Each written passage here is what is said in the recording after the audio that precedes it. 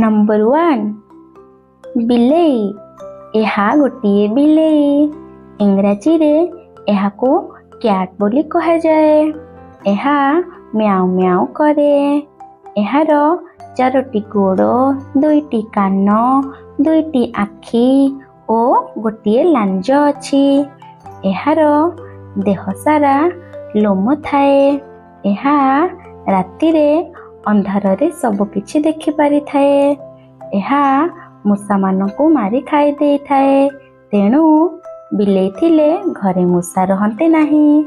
ଏବେ ଦେଖିବା ନମ୍ବର 2 କୁକୁର। ଏହା ଗୋଟିଏ କୁକୁର।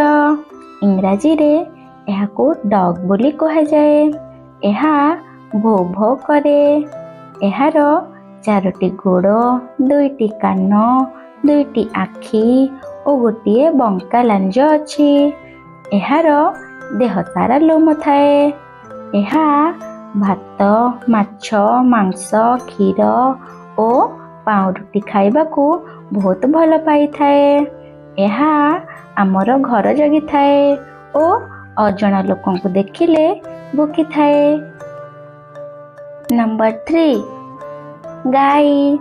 ଏହା ଗୋଟିଏ ଗାଈ। ଇଂରାଜୀରେ ଏହାକୁ କାଉ ବୋଲି କୁହାଯାଇଥାଏ। ଏହା ହମା ହମା କରିଥାଏ। ଏହାର 4ଟି ଗୋଡ଼, 2ଟି କାନ, 2ଟି ଆଖି ଓ 2ଟି ଶିଙ୍ଗ ଅଛି। ଏହାର ଗୋଟିଏ ଲମ୍ବା ଲାଞ୍ଜ ଅଛି। ଏହାର ଦେହ ସାରା ଲୋମ ଥାଏ। ଏହା ଆମକୁ କ୍ଷୀର ଦିଏ। ଆମେ କ୍ଷୀର ପିଉ ଓ କ୍ଷୀରରୁ ଦହି, ଛେନା, ଘିଅ ଇତ୍ୟାଦି ତିଆରି କରୁ। ଏହା ଘାସ, କୁଟା, ନଡ଼ା, ଚୋକଡ଼ ଖାଏ ଓ ପାଣି, ତୋରାଣି, ପେଜ ପିଏ। ଏହାର ଛୁଆକୁ ଓଡ଼ିଆରେ ବାଛୁରୀ ଓ ଇଂରାଜୀରେ କାକ୍ ବୋଲି କୁହାଯାଏ। ଏବେ ଦେଖିବା ନମ୍ବର 4 ଛେଳି। ଏହା ଗୋଟିଏ ଛେଳି। ଇଂରାଜୀରେ ଏହାକୁ ଗୋଟ୍ ବୋଲି କୁହାଯାଇଥାଏ। ଏହା ଘାସ ପତ୍ର ଖାଇଥାଏ। ଏହା କ୍ଷୀର ଦିଏ ଓ ଲୋକମାନେ ଛେଳିକୁ ମାରି ତାର ମାଂସ ମଧ୍ୟ ଖାଇଥାନ୍ତି। ଏବେ ଦେଖିବା ନମ୍ବର 5 କୁକୁଡ଼ା। ଏହା ଗୋଟିଏ ମାଇ କୁକୁଡ଼ା। ଇଂରାଜୀରେ ଏହାକୁ ହେନ୍ ବୋଲି କୁହାଯାଏ। ଏହା ଗୋଟିଏ ଅଣ୍ଡିରା କୁକୁଡ଼ା। ଇଂରାଜୀରେ ଏହାକୁ କକ୍ ବୋଲି କୁହାଯାଇଥାଏ। ଅଣ୍ଡିରା କୁକୁଡ଼ା ମୁଣ୍ଡରେ ମୁକୁଟ ଥାଏ। ମାଇ କୁକୁଡ଼ା ଅଣ୍ଡା ଦେଇଥାଏ। ଲୋକମାନେ କୁକୁଡ଼ାର ଅଣ୍ଡା ଖାଆନ୍ତି ଓ କୁକୁଡ଼ାକୁ ମାରି ତାର ମାଂସ ମଧ୍ୟ ରାନ୍ଧି ଖାଇଥାନ୍ତି। କୁକୁଡ଼ା ଗୋଟିଏ ନିରୀହ ପକ୍ଷୀ।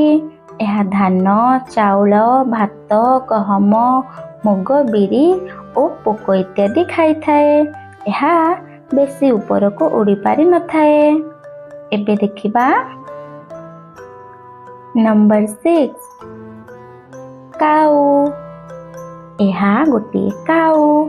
ଇଂରାଜୀରେ ଏହାକୁ କ୍ରୋ ବୋଲି କୁହାଯାଇଥାଏ।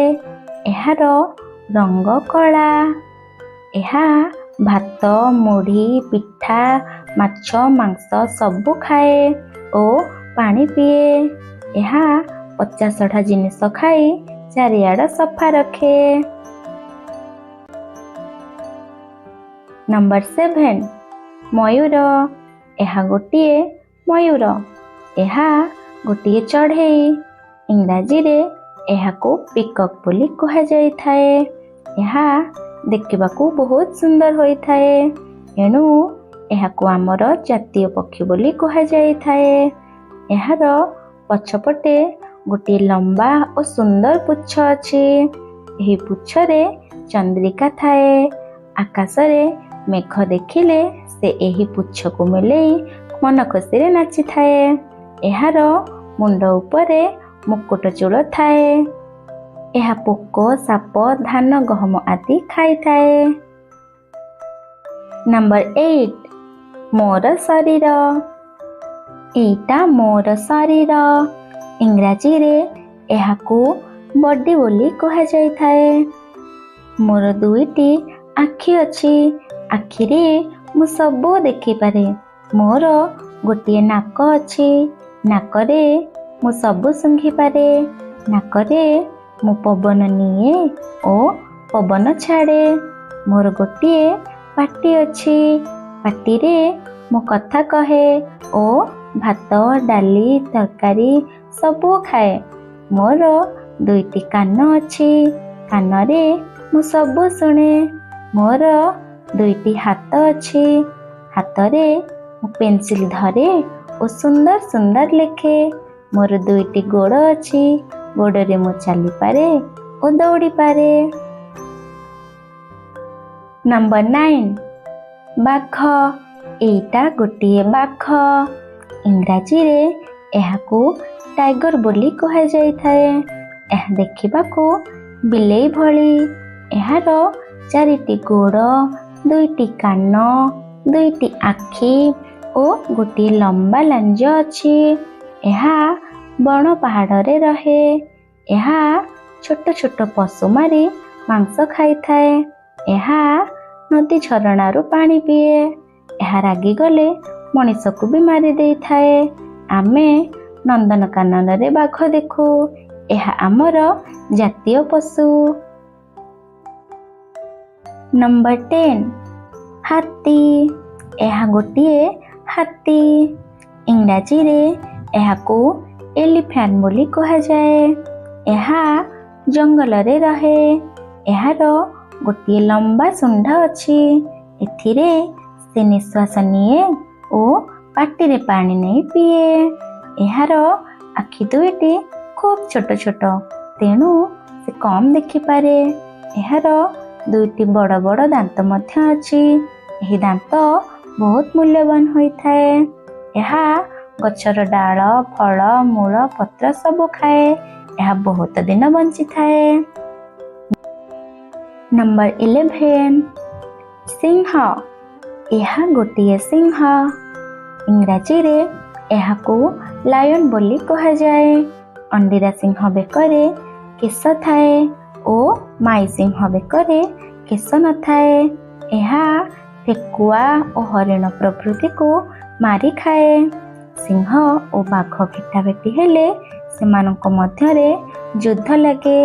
ବାଘ ସବୁବେଳେ ଜିତେ ଓ ସିଂହ ସବୁବେଳେ ହାରେ।